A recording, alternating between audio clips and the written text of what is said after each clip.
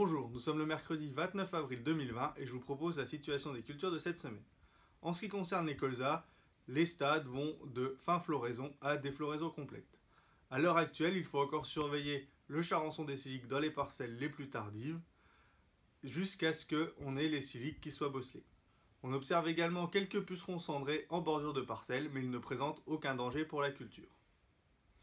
Au niveau des pois de printemps, les stades vont de 2 à 5 feuilles. Le risque cytone diminue puisque les parcelles arrivent en fin de période de risque. De plus, avec les conditions humides actuelles, les pois se développent rapidement et les dégâts sont de moins en moins visibles. En ce qui concerne les pois d'hiver, on est maintenant au début de la floraison.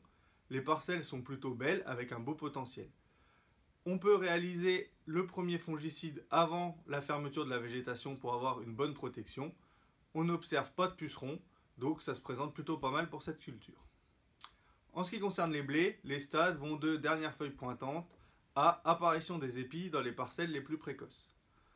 Les symptômes de rouille jaune qui étaient observés ces dernières semaines sur les variétés sensibles ne se développent pas.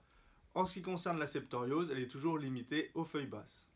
Les pluies de ces derniers jours pourraient faire augmenter la pression septoriose, mais la maladie sera gérée par les fongicides réalisés la semaine dernière et par le fongicide qui sera appliqué à dernière feuille étalée début gonflement.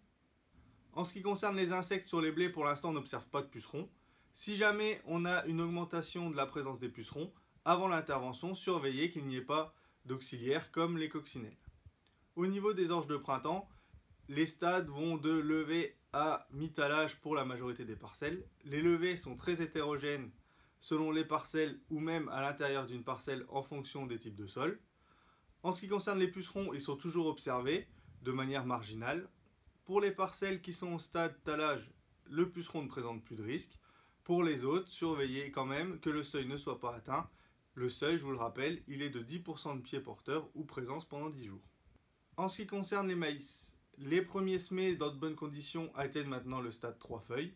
Les maïs semés plus récemment ou dans des lits de semences desséchées, la graine est encore intacte.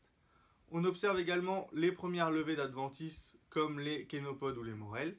Avec les conditions actuelles, avec une hygrométrie plus élevée, on est dans des conditions idéales pour réaliser le premier désherbage de post-levée. Je vous souhaite une bonne semaine, à la semaine prochaine.